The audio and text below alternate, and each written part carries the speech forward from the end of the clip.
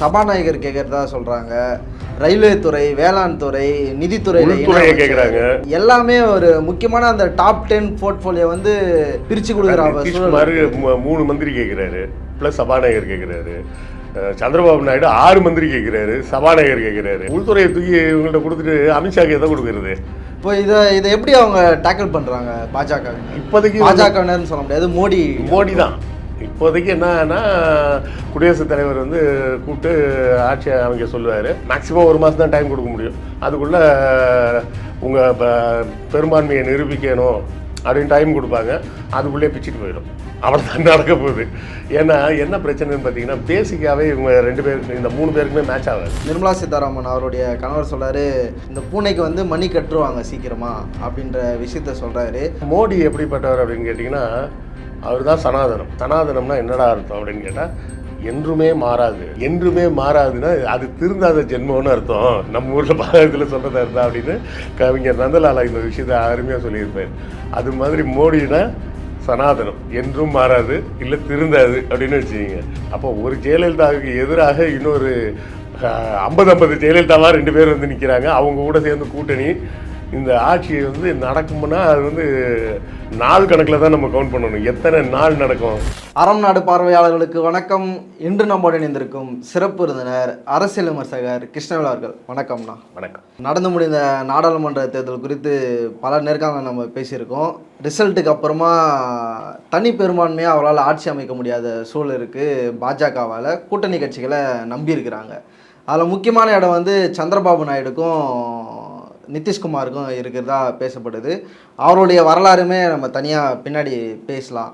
ஆனால் இப்போது வைரல் இணையதளத்தில் கரண் தாப்பார்கிட்ட நிர்மலா சீதாராமன் அவருடைய கணவர் வந்து ஒரு விஷயத்தை பேசியிருக்காரு. என்னென்னா, மோடிக்கு வந்து கூட்டணி ஆட்சி அமைக்கக்கூடிய அந்த ஸ்கில்லு வந்து மோடிக்கிட்ட கிடையாது. இந்த ஆட்சி வந்து நீடித்து நிலைத்திருக்காது. நீங்கள் ஃபஸ்ட்டு இப்போது நாடாளுமன்றத்தில் போயிட்டு ஃபஸ்ட்டு நம்பிக்கை தீர்மானம் நிறைவேற்றத்திலேயே மோடிக்கு வந்து பல நெருக்கடி இருக்குது அப்படின்ற விஷயங்களை பேசுகிறாரு. இதை வந்து பரவலாக எல்லாருமே இதை பேசுறது தான். நீங்கள் எப்படி பார்க்குறீங்க? இந்த ஒரு விஷயம் சொல்கிறாங்களே, இது வந்து 3 மாதம் கூட நீடிக்காது, 8ஆம் தேதி கூட இவரால் வந்து பிரதமராக வர முடியாது அப்படி சொல்கிறாங்க. இன்னொரு விஷயம், பாஜக வந்து இன்னுமே மோடி தான் பிரதமர் வேட்பாளர்னு சொல்ல ஆர்எஸ்எஸ் வந்து ஒரு கூட்டம் போட்டுட்ருக்கு அப்படின்ற விஷயங்களும் பேசுகிறாங்க. எப்படி பார்க்குறீங்க இந்த விஷயங்கள் எல்லாத்தையும்? கடந்த கால வரலாற்றையெல்லாம் எடுத்து பார்த்தோம்னா, அவர் வந்து சுமார் ஒரு 15 ஆண்டுகள் வந்து குஜராத்தில் முதல்வராக இருக்கிறார். அப்போவும் பார்த்தீங்கன்னா மோடி தான் முதல்வராக இருந்தாரே தவிர அவர் பாஜகவோட முதல்வராக இருக்கலை. நல்லா புரிஞ்சுக்கணும், ரெண்டுக்கும் பெரிய வித்தியாசம் இருக்குது.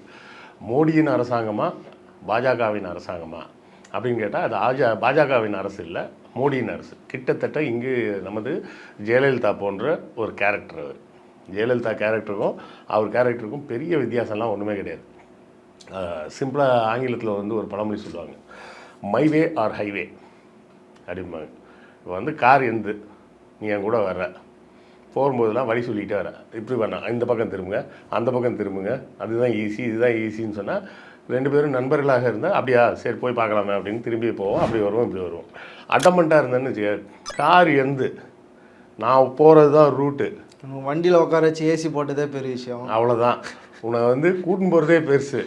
மைவே இல்லைன்னா ஹைவே, பாதி வழியில் இறக்கி விட்டு நான் பாட்டு போயிட்டே இருப்பேன். நீ அங்கேருந்து ஊருக்கு வந்து சேரியா இல்லை ஊருக்கு திரும்பி போறியான்றதுலாம் என் பிரச்சனை கிடையாது அப்படின்ற மாதிரி அவரோட ஆட்டிடியூடு எப்போவுமே இந்த ஆட்டிடியூடு தான். மைவே ஆர் ஹைவே தான் அவரோட ஆட்டிடியூடு. இப்போ அந்த டிரைவர் இடத்துல வேற ஒருத்தர் வந்து உட்காந்துட்டாங்களா? இல்லை, இப்போ என்ன ஆகிப்போச்சுன்னா, கார் வந்து சொந்த காரை ஓட்டிகிட்டு இருந்தவர் இப்போ வாடகைக்கு கார் எடுக்க வேண்டியிருக்குது. வாடகைக்கு கார், டிரைவர் அவர் தான், கார் அவரது இல்லை. டிரைவர் அவர் தான், கார் அவரது இல்லை. ஏன்னா அந்த கார் ரெண்ட்டுக்கு எடுத்த கம்பெனியில் நிதிஷ்குமார் தான் ஐடி ப்ரூஃப் கொடுத்துருக்கிறாரு, கொடுக்க போகிறாரு. சந்திரபாபு நாயுடு தான் அட்ரஸ் ப்ரூஃப் கொடுக்க போகிறாரு. மற்ற வேறு சில பேர்ட்டெல்லாம் கடன் வேறு வாங்கிட்டு வந்துருக்கிறாரு. இப்படி தான் வந்து இந்த வண்டி எடுத்துகிட்டு இப்போ கிளம்ப வேண்டியிருக்கு. இப்போ மைவே ஹைவே அப்படின்ற ரூல் வந்து மேட்ச் ஆகாதுன்றது ஒரு பெரிய சிக்கல். அவர் அங்கு 15 வருஷம் ஆட்சி செஞ்ச போதும் அவர் பிஜேபி முதல்வர் கிடையாது. இப்போ 10 வருஷம் ஆட்சி செஞ்ச போதும் பிஜேபி பிரதமர் கிடையாது. அவர் மோடின்ற பிரதமர், அங்கே மோடின்ற முதல்வராகத்தான் அவர் இந்த 25 வருஷமும் பண்ணியிருக்கிறாரு. அப்படின்ற போது அவர் வந்து அதாவது எந்த ரேஞ்சுக்கு அவர் இப்போ வேலை செஞ்சுருக்கிறாரு நம்ம கடந்த 10 ஆண்டுகளில் பார்த்தோம்னா ஆர்எஸ்எஸோட அஜெண்டாவே தூக்கி போடுற அளவுக்கு வேலை செஞ்சுருக்கிறார். ஆர்எஸ்எஸ் என்ன நினச்சிது, இவரை உட்கார வச்சுட்டு பார்ப்பனர்களுக்கு வேண்டிய நன்மைகளை செய்து கொள்ளலாம் அப்படிங்கிறது தான் அவங்க நோக்கமாக இருந்தது.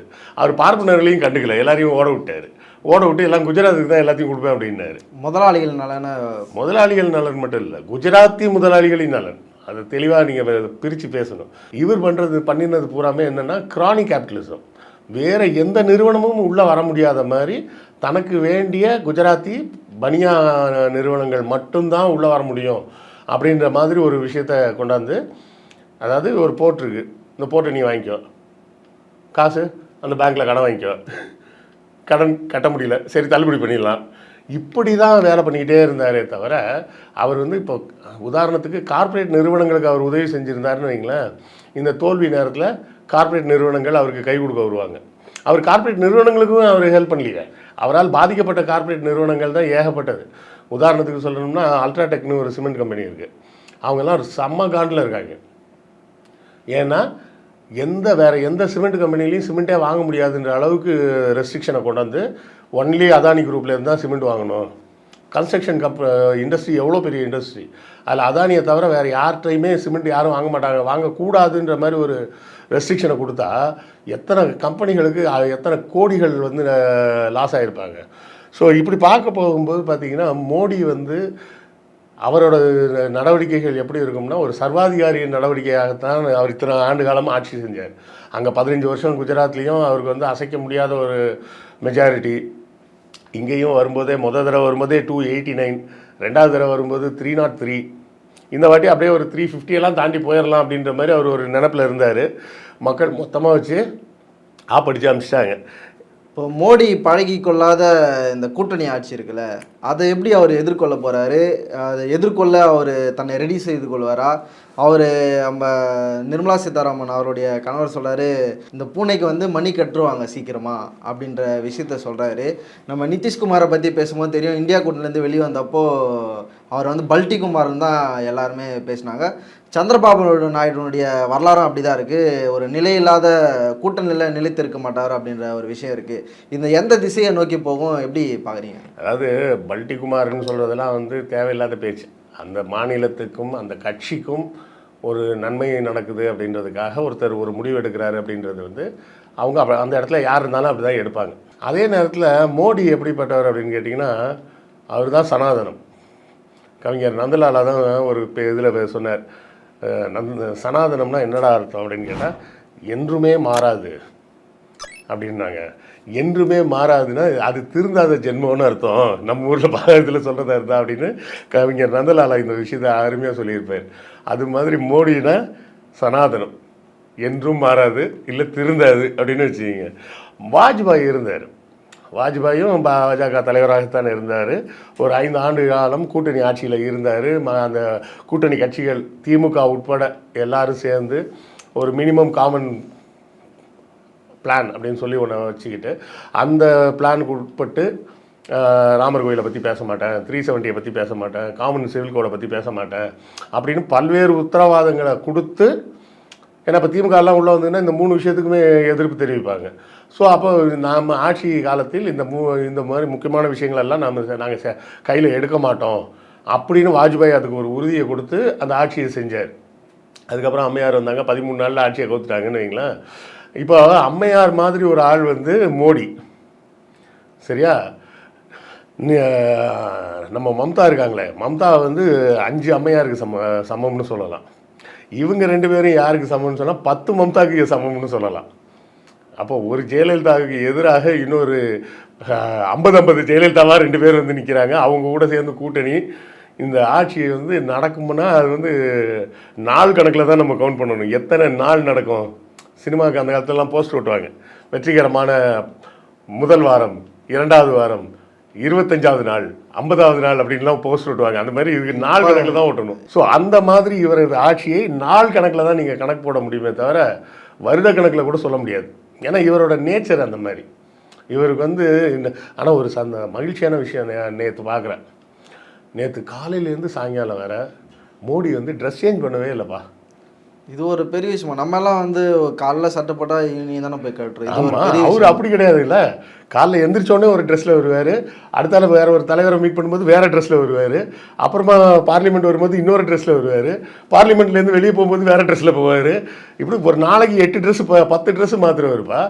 நேற்று பார்க்குறேன், காலையில் ஒரு அவங்க கூட்டம் ஏதோ அவங்க கட்சி ஆஃபீஸ் கூட்டத்துக்கு போயிருக்காரு. என்டிஏ கூட்டணி. அதான் இல்லை, கூட்டணி இல்லை, பிஜேபி ஆஃபீஸுக்கு போகிறாரு. ஒரு பச்சை கலர் ஓவர் கோட்டு, வெள்ளை கலர் ஜிப்பா போட்டிருக்காரு. சாயங்காலமாக பார்த்தா ஒரு பொதுக்கூட்டம் நடக்குது. அந்த பொதுக்கூட்டத்தில் பார்த்தீங்கன்னா இவர் சந்திரபாபு நாயுடு கையை பிடிச்சி இழுத்து உட்கார வைக்கிறாரு. மோடியா இப்படி அப்படின்ற மாதிரி. ஏன்னா இன்னொரு விஷயம், நீங்கள் நான் முக்கியமான விஷயம் கவனிக்கணும். இந்த கூட்டணி ஆரம்ப கட்டத்திலலாம் பார்த்தீங்கன்னா நிதிஷ்குமாரை மோடி வந்து ஒரு சின்ன பொருட்டாக கூட மதிக்கவே இல்லை. ஒரு அதாவது நம்ம வந்து ஒரு தேவையில்லாமல் ஒரு கல்யாண வீட்டுக்கு கம்பல்சரியாக போய் தான் ஆகணுன்றதுனால போவோம். அவன் நம்மளை மனுஷனாக கூட திரும்பி கூட பார்க்க மாட்டான், தெரியுமா? வேண்டாம் வெறுப்பா புள்ள பெற்று காண்டாமல் இருக்கணும் மாதிரி. நம்ம வந்தால் கூட நம்ம இருக்கிற பக்கம் கூட திரும்பி பார்க்காம அப்படியே போவோம் பாரு. அந்த மாதிரி தான் நிதிஷ்குமார் நடத்திட்டு இருந்தார். நிதிஷ்குமாரையாவது இப்படி நடத்தினாருன்னா, சந்திரபாபு நாயுடுவை 2 தடவை கூட்டணி பேச்சுவார்த்தைக்கு வந்தவரை மீட் பண்ணவே இல்லை மோடி. அப்பாயின்மெண்ட் கொடுக்கல, மீட் பண்ணவும் இல்லை. டெல்லி வர போயிட்டு திரும்பி வந்திருக்கிறார் 2 தடவை. இந்த கடுப்பெல்லாம் வந்து மனசுக்குள்ளே வச்சுருப்பாங்களா, வச்சுருக்க மாட்டாங்களா? இல்லை, இவங்க வைக்கிற டிமாண்ட்லாம் இருக்குல்ல, அது ரொம்ப பெருசாக இருக்குது. சபாநாயகர் கேட்குறதா சொல்கிறாங்க, ரயில்வே துறை, வேளாண் துறை, நிதித்துறையில் கேட்குறாங்க, உள்ளாட்சித்துறை, ஊரகத்து வளர்ச்சித்துறை, எல்லாமே ஒரு முக்கியமான அந்த டாப் 10 போர்ட்ஃபோலியோ வந்து பிரித்து கொடுக்குறாங்க. 3 மந்திரி கேட்குறாரு, ப்ளஸ் சபாநாயகர் கேட்குறாரு. சந்திரபாபு நாயுடு 6 மந்திரி கேட்குறாரு, சபாநாயகர் கேட்குறாரு. சிறப்பு அந்தஸ்து, அது சிறப்பு அந்தஸ்துக்கு பின்னாடி வரும். இப்படி இந்த இவ்வளோ டிமாண்ட் வச்சு வைக்கிறாங்கன்னா, இந்த டிமாண்டெல்லாம் இப்போ உள்துறையெல்லாம் கேட்குறாங்க. உள்துறையை தூக்கி இவங்கள்ட்ட கொடுத்துட்டு அமித்ஷாக்கு எதை கொடுக்குறது? இப்போ இதை எப்படி அவங்க டேக்கிள் பண்ணுறாங்க பாஜகவினர்? இப்போதைக்கு பாஜகவினர்னு சொல்ல முடியாது, மோடி தான். இப்போதைக்கு என்னன்னா, குடியரசுத் தலைவர் வந்து கூப்பிட்டு ஆட்சி அமைக்க சொல்லுவார். 1 மாதத்துக்குள்ளேயா, மேக்ஸிமம் 1 மாதம் தான் டைம் கொடுக்க முடியும். அதுக்குள்ளே உங்கள் பெரும்பான்மையை நிரூபிக்கணும் அப்படின்னு டைம் கொடுப்பாங்க. அதுக்குள்ளே பிச்சுட்டு போயிடும். அவ்வளோதான் நடக்க போகுது. ஏன்னா என்ன பிரச்சனைன்னு பார்த்தீங்கன்னா, பேசிக்காகவே இவங்க 2 பேருக்கு, இந்த 3 பேருக்குமே மேட்ச் ஆகாது. நிதிஷ்குமார் வந்து சென்சஸில் சாதி வாரி கணக்கெடுப்பு சேர்க்கணுன்றாரு. ஏற்கனவே அவர் ஸ்டேட்டில் அவரே ஒரு கணக்கெடுப்பு எடுத்திருக்கிறாரு. எடுத்தாலும் அந்த கணக்கெடுப்பு வந்து அதிகாரப்பூர்வமான டேட்டாவை ஏற்றுக்க முடியாது அப்படின்றது ஒரு சிக்கல் இருக்குது. அது வந்து சென்சஸ் ஆஃப் இந்தியா எடுத்தால் தான் அது வந்து ஆக்சுவல் டேட்டா. மற்றபடி வேறு யார் எடுத்தாலும் டேட்டாவில் சேர்த்துக்க முடியாது. இது ஒரு கொரோனாவை காரணம் காமிச்சிக்கிட்டு இது 4 வருஷம் ஆச்சு, இன்னும் சென்சஸே எடுக்காமல் இருக்கிறார். இந்தியா ஃபுல்லாக சென்சஸே எடுக்கலை. 2020 கொரோனா வந்ததுன்றதை வச்சுக்கிட்டு 21 ஆக்சுவலாக 21 சென்சஸ் எடுத்துருக்கணும். 2011 எடுத்த சென்சஸ்க்கு அப்புறம் 2021 எடுக்கணும். 2021 எடுக்கல, 22 எடுக்கல, 23 எடுக்கல, 24 எடுக்கல. இந்த 4 வருஷத்தில் எடுத்துருக்கலாமே. அப்போ அவர் வந்து சென்சஸ் எடுக்கிறதே வேண்டான்னு சொல்லக்கூடிய ஆள். இவர் எப்படி சொல்லக்கூடிய ஆள்? சாதிவாரி சென்சஸ் எடுன்னு சொல்லக்கூடிய ஆள். ஆந்திரா வந்தோம்னா ஆந்திராவுக்கு ஸ்பெஷல் கேட்டகரி வாங்கி தரேன் அப்படின்னு சொல்லி தான் மக்கள்கிட்ட போய் பேசி இவர் ஓட்டு வாங்குறாரு. அவர் அந்த ஸ்பெஷல் கேட்டகரியை காலி பண்ணி விட்டாள். 370 காலி பண்ண மாதிரி அவர் சொல்கிறது என்ன சொல்லிட்டு இருக்கிறாருன்னா, அது எதுக்கு 370, 371, 71A, B, C, D இது எல்லாத்தையுமே தூக்குன்றார். இப்போ ஆந்திராவில் வந்து முக்கியமான ஆட்சி மாற்றத்தை ஏற்படுத்தக்கூடிய அளவுக்கு விவசாயிகள் வந்து முக்கியமான இடத்துல இருக்கிறாங்க. ஆமாம், இவர் விவசாயிகளின் நலனுக்கு எதிரானவர். ஆமாம், ஆந்திராவோட மிகப்பெரிய பொருளாதாரமே வந்து விவசாயம்தான். நம்ம சொல்கிறதே ஆந்திரா பொன்னின்னு தானே சொல்கிறாங்க.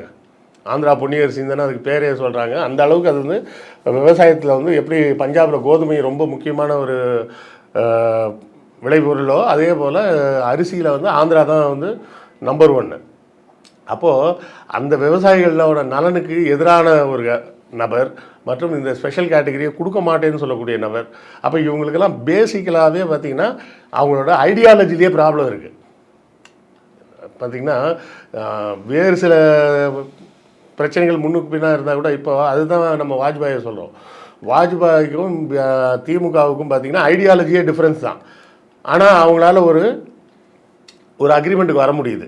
நான் உனக்கு ஆட்சி சப்போர்ட் பண்ணுறேன், ஆனால் நீ இந்த 4 விஷயத்தை செய்யக்கூடாது. ராமர் கோயில் பற்றி பேசக்கூடாது, ஆர்டிகல் 370 பற்றி பேசக்கூடாது, அப்புறம் இந்த சிவில் கோடை பற்றி பேசக்கூடாது, இஸ்லாமியர்களுக்கு மேலே இதை கொண்டாடுறன்றதெல்லாம் பண்ணக்கூடாது அப்படின்னு அந்த பேசிக்காக உள்ள இடங்களில் கரெக்டாக பேசிக்கிட்டு அதுக்கப்புறமா ஆட்சி அமைக்கிறதுக்கு உண்டான ஒரு ஃப்ளெக்சிபிலிட்டி வந்து வாஜ்பாய்கிட்ட உண்டு. வாஜ்பாய் வந்து ஒரு சீசன்டு பொலிட்டீஷியன். அவர் வந்து பலகாலமாக அரசியலில் இருக்கக்கூடியவர். மோடியை போல ஆடியில் அடித்த காற்றுல வந்தவர்லாம் கிடையாது. அவர் வந்து பலகாலமாக பாலிடிக்ஸில் இருந்தது வேணால் இந்துத்துவா பாலிடிக்ஸாக இருக்கலாம். ஆனாலும் ஒரு பொலிட்டீஷியனாக ஃப்ளெக்சிபிளாக எப்படி இருக்கணுன்றதெல்லாம் தெரிஞ்சவர். இவர் வந்து கடந்த 25 வருஷமாக ஃப்ளெக்சிபிளாகவே இல்லாமல் இருந்த ஒரு மனுஷன். நல்லா யோசிச்சு பாருங்கள். ஒரு நாள் 2 நாள் இல்லை, ஒரு 25 வருஷம் நான் வச்சது தான் சட்டம். ராத்திரி படுத்து தூங்குறேன், ஆமாம் சரி கூப்பிடு, என்ன ரூபா நோட்டெலாம் செல்லாதுன்னு சொல்லிட்டு செஞ்சாரா இல்லையா? அப்படி ஒரு ஆட்சியை செஞ்சுக்கிட்டு இருந்த ஒரு ஆள் 25 வருஷமாக அப்படி இருந்துட்டு எல்லாத்துக்கும் யார்ட்டையாவது கேட்டு தான் முடிவெடுக்கணும் அப்படின்ற ஒரு கட்டாயத்துக்கு இவர் தள்ளப்பட்டிருக்காரு. இப்போ இந்தியா அலைன்ஸ் வந்து என்ன மாதிரியான முயற்சிகளை எடுக்கிறாங்க? அங்கே என்ன நடந்துட்டுருக்கு? அங்கே அவங்க இதுவரை எதுவுமே வாயை திறக்கவே இல்லை, கம்முன்னு இருக்கிறாங்க. எதிர்கட்சி தலைவர் போஸ்ட் கூட வேணான்னு சொல்கிற கண்டிஷனில் தான் இருக்கிறாங்க அப்படின்னு தான் பேச்சுக்கள் அடிபடுது. ராகுல் காந்தி வேண்டான்னு சொல்கிறாரு. ஆமாம், ராகுல் காந்தி வேணான்னு தான் சொல்கிறார். அவர் வந்து ராகுல் காந்தி வந்து ரொம்ப தெளிவாக இருக்கிறார். அதாவது இவர் வந்து கூட்டிய கூட்டணி இருக்குல்ல, மோடி கூட்டிய கூட்டணிக்கும் ராகுல் உருவாக்கிய கூட்டணிக்கும் ரெண்டுக்கும் என்ன டிஃப்ரென்ஸ்னால், இவர் அன்பையும் பாசத்தையும் நேசத்தையும் கொண்டு உருவாக்கினார் இந்த கூட்டணி. நீங்களாம் வாங்க, நீங்களாம் வந்தால் தானே சேர்ந்து நம்ம போராட முடியும், கான்ஸ்டியூஷனை காப்பாற்ற முடியும் அப்படின்னு சொல்லி அவர் அன்பால் எல்லாரையும் கூப்பிட்டாரு. மோடி எப்படி கூப்பிட்டாரு? என் கூட வரலைன்னா இடி அனுப்புவார், என் கூட வந்து சேரலைன்னா சிபிஐ அனுப்புவார், இல்லைனா உங்கள் கட்சியை ரெண்டாக உடைப்பேன், புல்டோசர் எப்படி யூஸ் பண்ணுறதுன்னு சொல்லி தரவா ஆவா. இப்படி தான் அவர் வந்து கூட்டணியை உருவாக்கி இருக்கிறார். அப்போது அன்பால் உருவான கூட்டணி வந்து என்ன சொல்லும், பரவாயில்ல தலைவரை பார்த்துக்கலாம், அடுத்த வாட்டி நம்ம ஜெயிச்சிக்கலாம், இந்த வாட்டி உட்காரட்டும் அவனுங்க அப்படின்ற மாதிரி. அதாவது நல்லா யோசிச்சு பாருங்களேன், இவங்க வந்து மெஜாரிட்டி வாங்கிட்டாங்க, ஆனால் எல்லாரும் அழுது வடிகிறாங்க. இவங்க மெஜாரிட்டி வாங்கலை, ஆனால் எல்லாரும் சந்தோஷமாக இருக்காங்க. தோத்தாலும் சந்தோஷமாக இருக்காங்க, இவங்க ஜெயித்தாலும் இளவு விடு மாதிரி தான் உட்காந்துருக்காங்க. ரிசல்ட் வரும்போது ப்ரெஸ் மீட் வந்து காங்கிரஸ் கட்சி தான் ஃபஸ்ட்டு ப்ரெஸ் மீட் கொடுக்குறாங்க. இது மக்கள் கொடுத்த தீர்ப்பு வந்து ரொம்ப முக்கியமானது, கான்ஸ்டியூஷன் காப்பாற்றப்பட்டிருக்குதுன்னு இவங்க தான் பேசுகிறாங்க. அதுக்கு அடுத்தடுத்து எல்லாருமே ஸ்டாலின் அவர்கள் பேசுகிறாரு, மம்தா பேசுகிறாங்க, எல்லாருமே பேச ஆரம்பிச்சிட்டாங்க. அதான் இப்போ பர்சன்டேஜ் நீங்கள் எடுத்தீங்கன்னா காங்கிரஸ் வந்து 100% ஜெயிச்சிருக்கு எக்ஸ்ட்ரா. போன வாட்டி 50, இந்த வாட்டி 100, அப்படியே டபுளாக ஜெயிச்சிருக்கு. மோடியை பொறுத்தவரை வீழ்ச்சி. அந்த வீழ்ச்சி எந்த ரேஞ்சுக்கு போயிடுச்சு அப்படின்னு சொன்னால், இவர்கள் யாருமே எதிர்பார்க்காத, நம்ம ஊர்லேயே பல பேர் இருக்காங்க, அவங்கெல்லாம் வந்து அப்படின்னாங்க. மோடினா 300, மோடியெல்லாம் சாதாரணமாக இட போடாதீங்க, அண்ணாமலையை சாதாரணமாக நினைத்து விடாதீர்கள். ஆனாலும் நான் உங்களுக்கு ஒன்று சொல்கிறேன், மோடியை நீங்கள் அவ்வளோ ஈஸியெல்லாம் ஜெயிச்சிட முடியாது. மோடியை வந்து வெல்ல முடியாத சக்தின்னு நான் சொல்லலை, ஆனால் அவரை வெல்ல முடியாது. இப்படியே எல்லாம் பேசிக்கிட்டு இருந்தாங்களே, இப்போ எங்கே கொண்டு போய் மூஞ்சி வச்சுப்பாங்க? நம்ம அப்போ இருந்து சொல்லிகிட்டு இருக்கோம், மோடியை வந்து நான் சொன்னது இது வந்து இவிஎம் ரிக் நிறைய இருக்குமா, உள்ள இவிஎம் நோண்டி வச்சுருக்கிறாங்க. ஒரு ஸ்டேட் எடுத்து பார்த்துருக்குறேன், தமிழ்நாடு மட்டும் எடுத்து பார்த்துருக்குறேன்.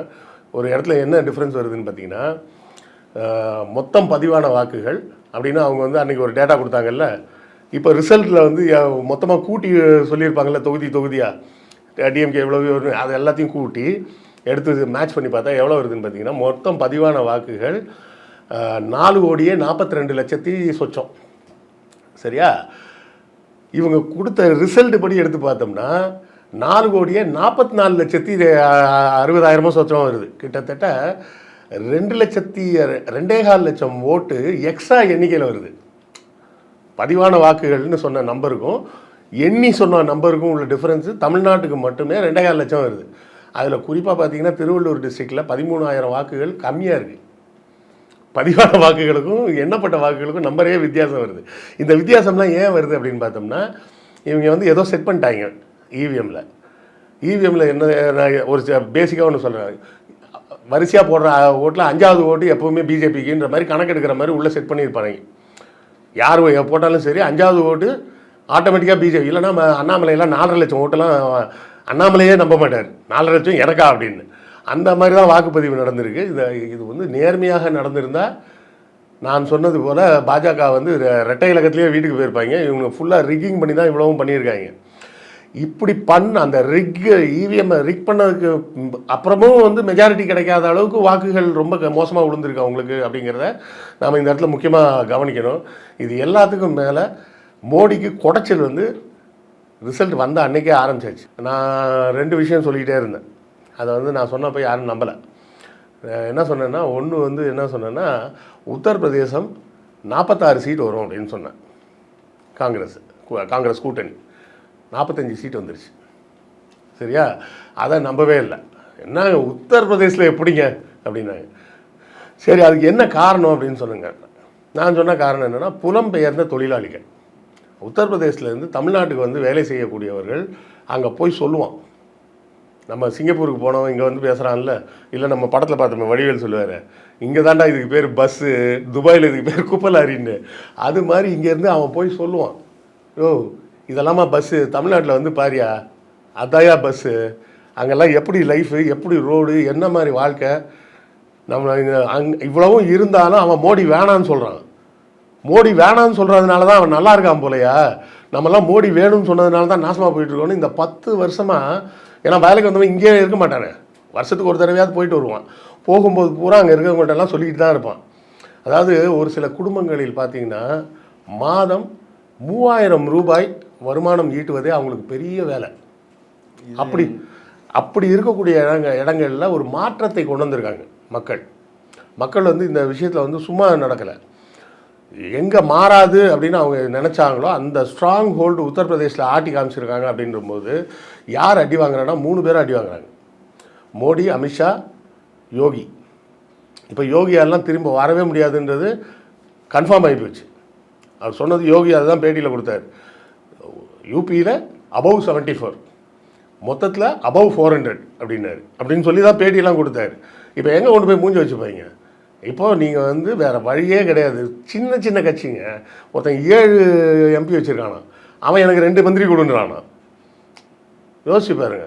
இங்கே கர்நாடகாவிலையும் வேளாண் துறையை வந்து இவங்க தான் கேட்குறாங்க, குமாரசாமி கேட்குறாரு. ஸோ 7 சீட்டு, 10 சீட்டு, 12 சீட்டு வச்சு எல்லாவனும் எனக்கு மந்திரி கொடுன்றான், கேட்பான். இதில் இன்னொரு முக்கியமான ஒரு விஷயம் இல்லை, இது வந்து ஒரு மாநிலங்களுக்கு ஒரு அதிகாரம் பகிர்ந்து கொடுப்பதை வந்து அதை நோக்கி எடுத்துகிட்டு போதில்லை. இதை பாசிட்டிவாக எடுத்துக்கலாம். இதை பாசிட்டிவாக தான் எடுத்துக்கணும்னு சொல்கிறேன். நான் என்ன சொல்கிறேன், இப்போ வந்து அதாவது என்ன சொல்லுவாங்கன்னா, நான் எப்போ என்ன சொல்லுவேன், மரண தண்டனைக்கு எதிராக நம்ம பேசணும். யார் எப்பேற்பட்ட குற்றமாக இருந்தாலும் அவனுக்கு மரண தண்டனை கொடுக்கக்கூடாது. இல்லைங்க, இது ரொம்ப கொடூரமான குற்றமாக இருக்குது, அப்போ அதுக்கு கூடவா மரண தண்டனை கொடுக்கக்கூடாது. சாவர வர ஜெயிலில் போடவனை வெளியே விடாது. உள்ளேயே இருந்து தனியாகவே இருந்து அதை நினச்சி யோசித்து மென்டல் ஆகி அதில் கிடைக்கிற ஒரு தண்டனை இருக்குல்ல. இப்போ மோடி தோற்று இருந்தால் கூட அவருக்கு இவ்வளோ டென்ஷன் ஆக மாட்டார். அதான் முடிஞ்சு போச்சு அப்படின்னு போயிடும். இப்போது 2 கட்டானா ஆகிப்போச்சு. தோக்கவும் இல்லை, ஜெயிக்கவும் இல்லை. அப்போ இப்போ என்ன பிரச்சனை? அவரால் முடியாத ஒரு விஷயத்தை அவர் செய்ய வேண்டியிருக்கு. இன்னொரு விஷயம் சொல்லுவாங்க, அதாவது நல்லா இருக்கும்போது 4 பேருக்கு உதவி செய்ப்பா அப்படிம்பாங்க. எதுக்கு அப்படின்னு சொன்னால், நல்லா இருக்கும்போது நீ 4 பேருக்கு உதவி செஞ்சேன்னா ஒரு நல்லெண்ணத்துக்காக சொல்ல, நாளை பின்ன உனக்கு ஒரு கஷ்டம் வரும்போது அந்த 4 பேர் உதவிக்கு வர்றானோ இல்லையோ, அட்லீஸ்ட் உன்னை பார்த்து பரிதாபப்படுவான். ஐயோப்பா நல்ல மனுஷன்ப்பா, இப்படி ஒரு கஷ்டத்தில் இருக்காரு. ஏன்னா அவனோட சூழ்நிலை எப்படி இருக்குன்னு தெரியாது. அவன் உனக்கு பண உதவி செஞ்சு கொடுக்குற நிலைமையில கூட இருக்க மாட்டான். இப்போ வந்து இவனுக்கு இதுவும் தேவை இன்னமும் தேவைன்ற நிலைமை வந்து அந்த சிக்கல் வருதா? அதாவது மோடி இத்தனை ஆண்டு காலத்தில் அவர் யாருக்காவது நன்மையை நல்லது செஞ்சு கொடுத்துருக்காரா அப்படின்னு சொன்னால் அதானி ஒரு ஆளை தவிர வேறு யாரையும் காட்ட முடியாது. சரியா? அப்போ யாருமே வந்து இந்த ஆள் அதாவது கஷ்டத்துலேயே மிகப்பெரிய கஷ்டம் என்னென்னா, நாம் ஒரு கஷ்டத்தில் இருக்கும்போது அதை பார்த்து பரிதாபப்படக்கூட ஆள் இல்லை அப்படின்னு சொன்னால் அதுதான் மிகப்பெரிய கஷ்டம்.